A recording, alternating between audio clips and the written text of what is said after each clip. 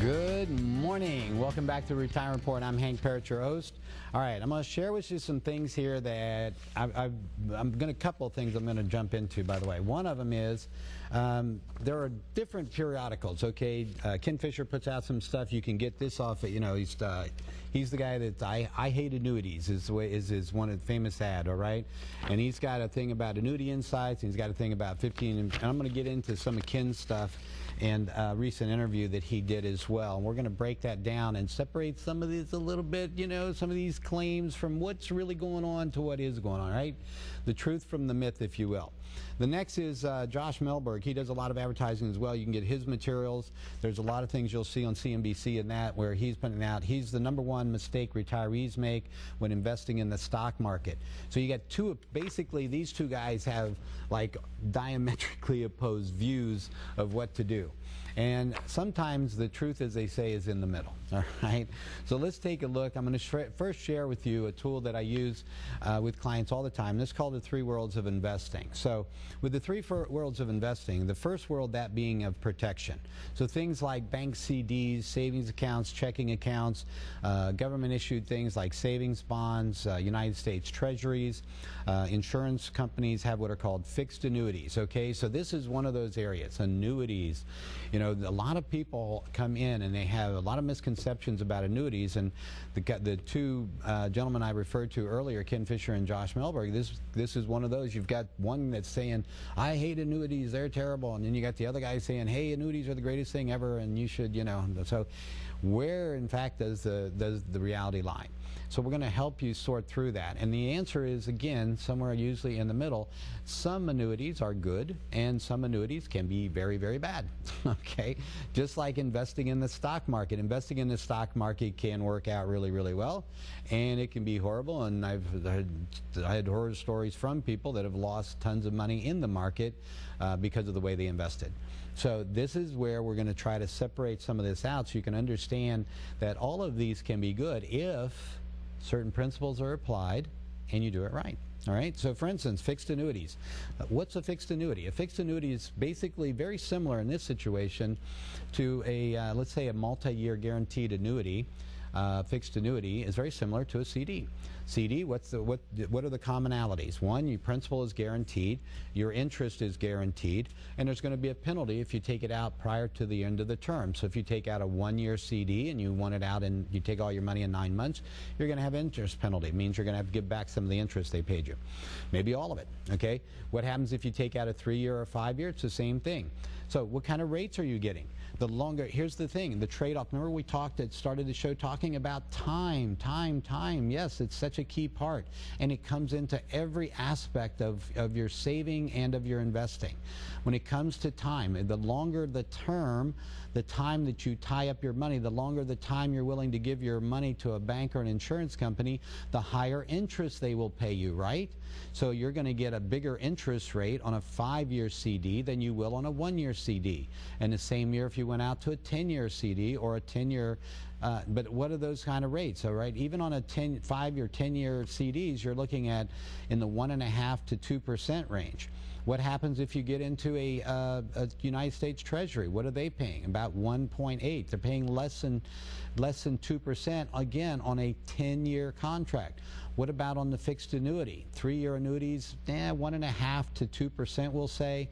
A 5-year fixed annuity, you're looking at somewhere in the neighborhood of about 2.2 to 2.9%, depending on the company. So those are your typical rates of return, interest rates being paid. And again, there's going to be a penalty if you take it out prior to those end of term. So if you take out 5 years, make sure it's money you can leave in there for 5 years, and that you're going to be happy with that interest rate for the 5 years. All right, the next part. These are called, if we're looking to, what's the problem, by the way, with the safe world, is that historically, I was just running through those numbers, right? 1% to 3% is what you can expect to get, and that's not enough to stay ahead of inflation and taxes. So what's happening? The money that's in that safe world, I'm losing purchasing power. The value of those dollars is shrinking. in terms of what they can buy over time. So that's why, as tempting as it might be to have everything in the bank, that's one of the downsides to that. So how do we stay ahead of inflation and taxes? Well, one of the things that's been done over the years is that of the stock market, right? And it's worked out most times. I've given an exception from 2000 through 2009, for instance. However, most of the time this is the case. So how does that work? Well, we have mutual funds. And what's a mutual fund, of course, is just a basket, if you will, or a grouping of stocks or bonds, or in some instances you can have blended accounts that balance type funds that have both stocks and bonds in them. So that's mutual funds. You have a money manager. Those can be actively managed mutual funds, or they can be index mutual funds. And there's a big difference between active management and passive management. We're not going to get into all that right now, but let's go down the list. There are other things like exchange traded funds. And they're basically, they're kind of like a mutual fund, but it trades more like a stock. We'll leave it at that for the moment. Again, much more to be said on these, but we're limited on time. The next is REITs. And I'm going to tell you, if you're familiar with real estate investment trusts, a lot of them promote them. I'm not a big fan, and one of the reasons, it's one of the only investments I know of where I can invest my money and literally not be able to get it out. Everything else in here, everything in the other three worlds, I can get my money out. Maybe I'll take a loss on that money. Maybe I'll have a penalty of interest or something that I have to give back if I take it out before the term, but I can get my money, okay? And with a REIT, with a real estate investment trust, not the case. Unfortunately, there are times when with that REIT, now if everything goes well, that could be, you know, then yeah, that could work out really good. But what are we worried about? We're worried about things not going well. So what happens with a REIT if they run short of money, which can happen and has happened? I've seen, I can't tell you how many clients that have come in that have invested in REITs, you know, not with me because I don't do REITs, but have invested with REITs. And what happened? They found that all of a sudden they weren't getting the income that they were receiving, the interest income, and the REIT said, oh, we're going through a period, we can't make any distributions, and you cannot get your money back. You can't sell them. You may get some investor who thinks, oh, this is, you know, they think that eventually they'll get their money, they're willing to take the risk, and they will buy out your REIT, but then they're going to offer you like 10 to 20 cents on the dollar, if that. So when I said, but the company itself is saying, nope, we're not giving back any money, we can't give back any money, so I avoid REITs. All right, sorry to get on that one for so long. Next is going back to the annuity question. You see the big red X there. That is over variable annuities. I will agree with Mr. Ken Fisher when he talks about variable annuities are a very bad thing. From my viewpoint, if I'm going to invest in the stock market and I'm going to take the risk of the stock market, which is what variable annuities are all about, then I don't need the additional costs that typically go with variable annuities.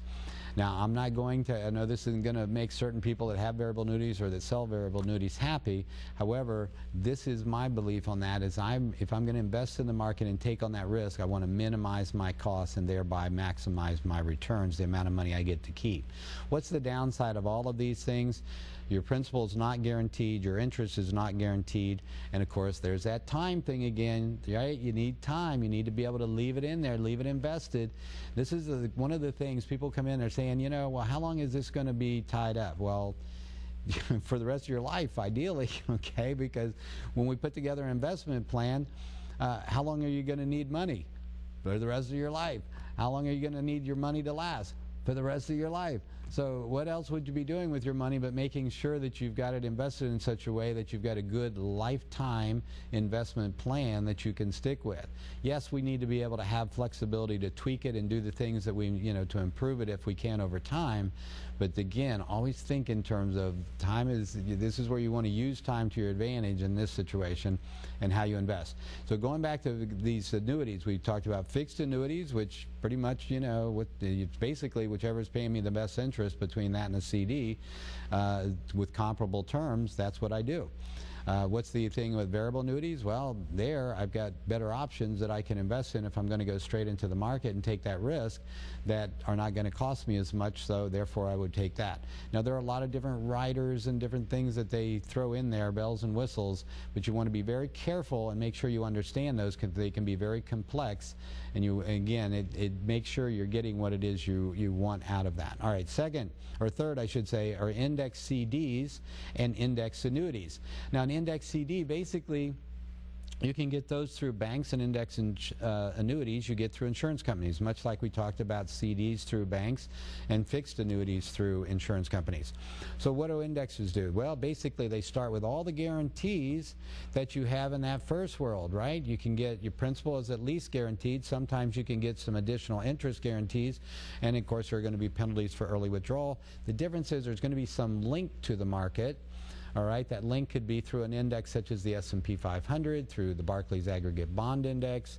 There are new indexes like the Mosaic through JP Morgan, the RPM through Bank of America Merrill Lynch, the Shiller Index through Barclays. So all of these are available to you as well, and these are ways that basically you're not investing in the market, but these are links tied to an index that can give you additional return. That I'll talk about a little more when we come back from this break. Hopefully you're following along, and I'm looking to give you a little bit more about annuities to help put it in perspective that there's some good things and some bad things. It's not that they're all good or they're all bad. So I'm going to get into that a little more when we return. Join us here. We'll be right back on the Retirement Report.